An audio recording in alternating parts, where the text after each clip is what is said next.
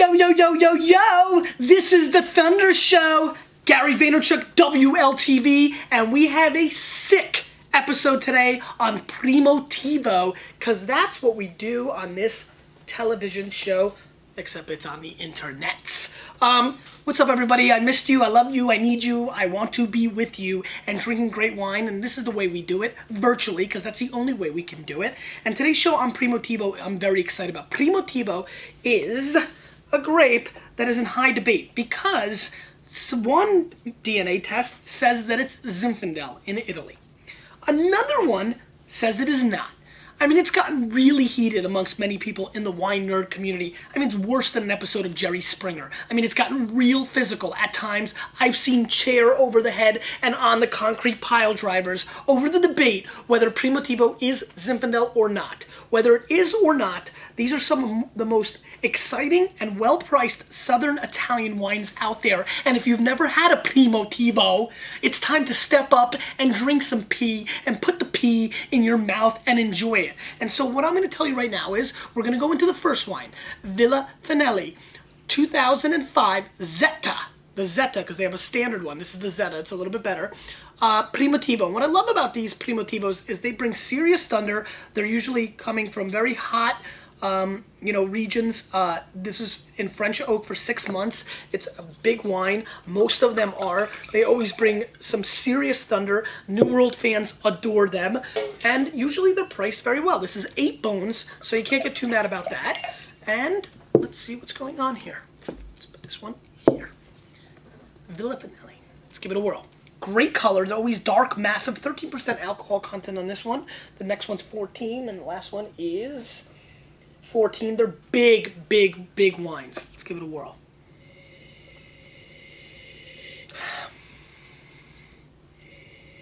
I get a little bit of a grasshopper kind of component. This makes me really think of lawn, except with the grassy elements eliminated. And I know that may sound awkward and weird, but I'm really leaning towards, up and coming lawn with with insects everywhere and lots of dirt and soil-esque components coming through. It's not as fruity and explosive as many Primitivos are. A lot of them really taste like steroids. Like strawberries on steroids hanging out with Barry Bonds and WWE wrestlers. This one doesn't. This one's going a lot more earth tone action on me, and it's a little earthy, and it's freaking me out. Let's give it a whirl. Very different. Not really where you go with Primitivo, but let's give it a whirl.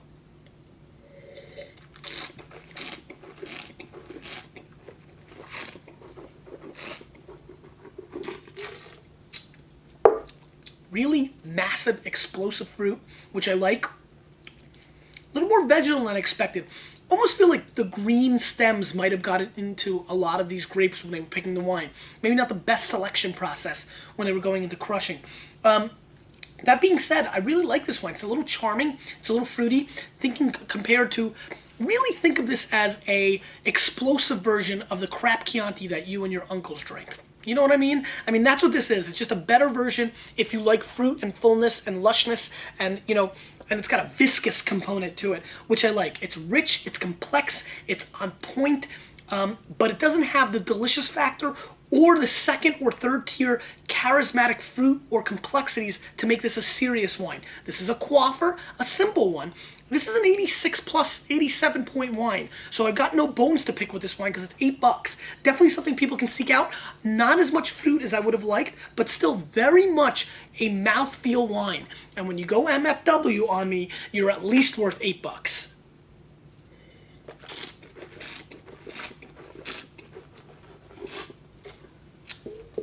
Simple, good old-fashioned Primitivo. Definitely, in my opinion, a step up from the Rosenblum and the Ravenswood Vintners blend Zinfandels. Less oaked, a little more vegetal, and just a hint of almost like a jalapeno pepper on the finish, but very subtle, almost like you licked it. But that would be like in America, you have all the pesticides, everything. I don't know, just like a tad, like a little bit. But it's there, and that kind of gives it that little oomph to make it an 87 point wine. SS, get that down. All right. Been giving SS a lot of shout-outs lately. Let's move on. Now, this is a Primitivo from a very small producer called Feline. This wine is $12 US. This is 2005 vintage, 14% alcohol content.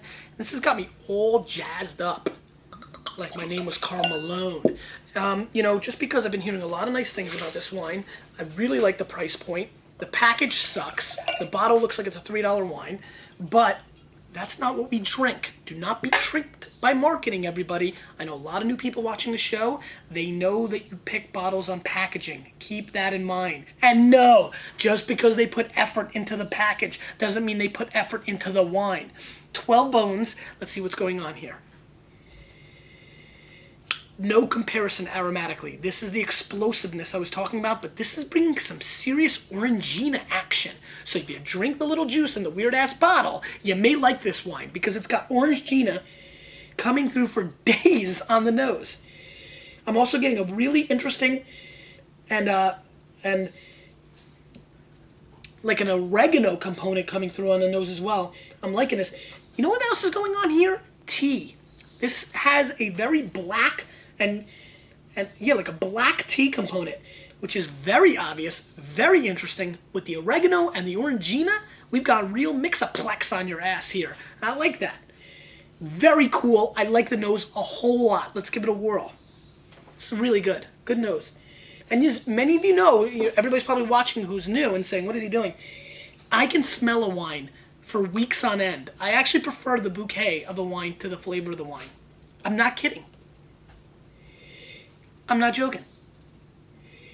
No fibbing here. I keep it real. I'm serious. It's really nice.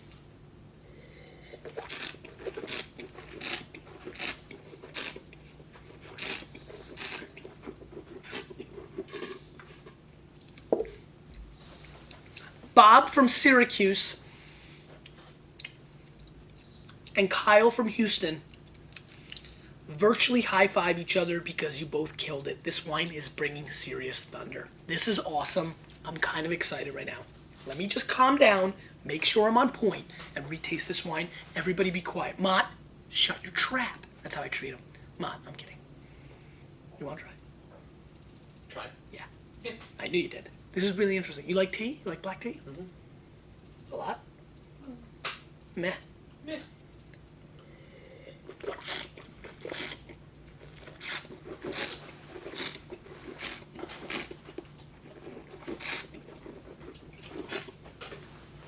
It's a different kind of wine. You like it though? It might not be your style based on what you've liked so far. It's different. It's more old world. Yes. This is very good, man. See, it rubbed off. You're growing, my man. This is an old world style. However, Mott, maybe you can come along with me here. There is a licorice kind of like syrupy kind of finish of strawberries that makes it a little hint of New World. But he's right. This is Asian spice at its finest. This is like teas. I mean, this is like if you go in your great granny's, spice closet and just throw everything in together. There's just a real element of Asian spices is really where I'm going with it. It has an enormous component of black tea in it. Like over the top, like the most I've ever seen in a wine this wine tastes like tea. Kevin Rose from Dig Nation loves tea. This would be way up his alley. This is really, really, really massively explosive, complex, rich, old world $12 wine. There's a lot of peeps that can get off on this wine and be very, very happy. I'm really proud of this wine. For lack of a better word, I'm proud of this wine because this wine tastes like $40, $50 wine. That's what's interesting to me. It's a flavor profile that will not hit the people that like bubblegum and candy worms and, lollipops and gummy bears and rainbows and Rainbow Bright and, Pumas with fluorescent orange color. But if you're looking for serious structured wine with a very, specific flavor profile, listen to what I'm saying. Forget what I'm going to score it. Listen to what I'm saying. Oregano, black tea, little hints of strawberry on the finish, but very, very heavy towards the earthy, the grainy kind of dry, just like I feel like there's this tribe that nobody knows around that, like in the Amazon that like took down trees and like dried up the leaves and they're like with like the different, and you take that's like it's just got that kind of component to it. But I'm feeling it and I'm feeling it hard. Like the girls felt Fonzie. I'm going to score this wine 91 points, and I'm going to beg, plead, and go like this for people to seek this out, because I think this will flip the switch on a lot of drinkers. This is the kind of wine that you can afford to go and seek out and try and really, really enjoy. I'm liking this wine a whole heck of a lot more than I thought. It's pretty interesting. Again, specific flavor profile. Don't get tricked. Don't be like, oh, Gary scored at 91, I'm going to buy it. Let's not follow that. That's what we hate. I hate that. But understand, for my palate, this is as perfect of a $12 wine as I usually come across. I'm really excited about this wine. Of course, we score without, price in mind. So I'm not scoring at 100, but this is 90 plus, 91 point type wine that's got serious this is like serious complexity, second, third, fourth tier flavor profiles coming through.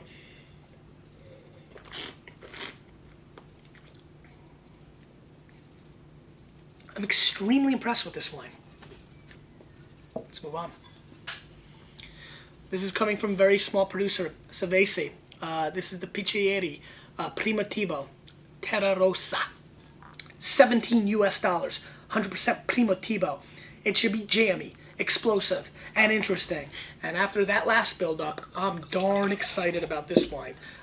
Again, Primitivo really coming from Puglia region in Italy. A lot of people have been talking about Primitivo. I'm talking about Primitivo. I'm feeling Primitivo right now. The last wine was killer. Even the first wine was very respectful.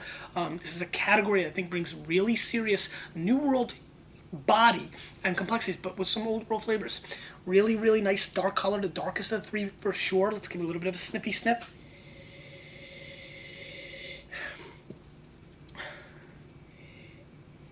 Has like a sour beets component coming through, which I'm not feeling. Not loving this so much. Almost has almost sherry-esque oxidized smell to it, but I don't feel it's heat damaged. Let's give it a whirl.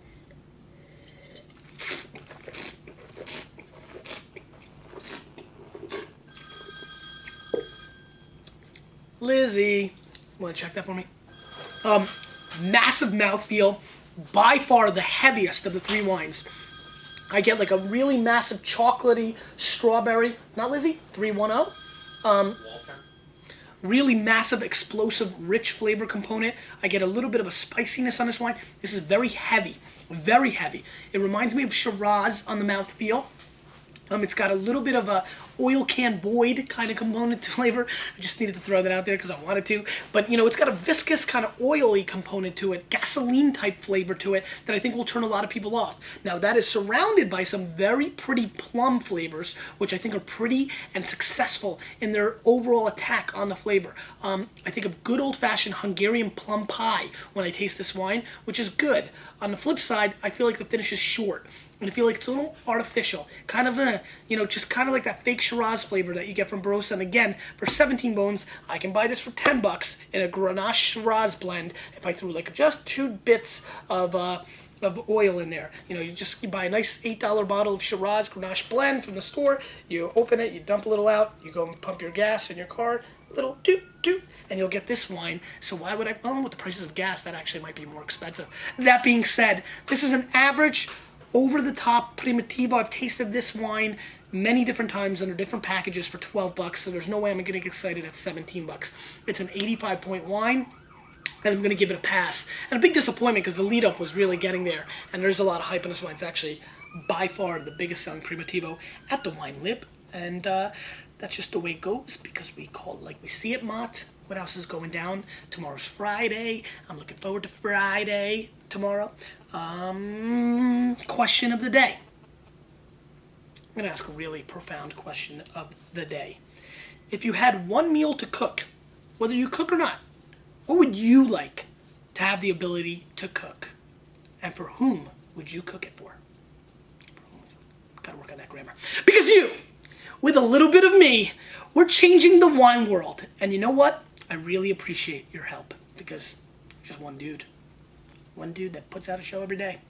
Because I like you. Mott, take your hand away from stop record because I got a little more to say. Peeps, I'm down with you. Thank you so goddamn much for changing the wine world.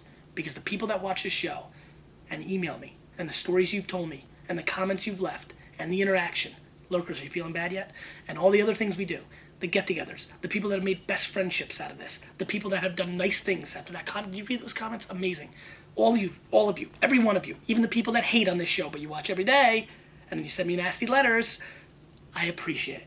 Because all of us, collectively, are changing the way.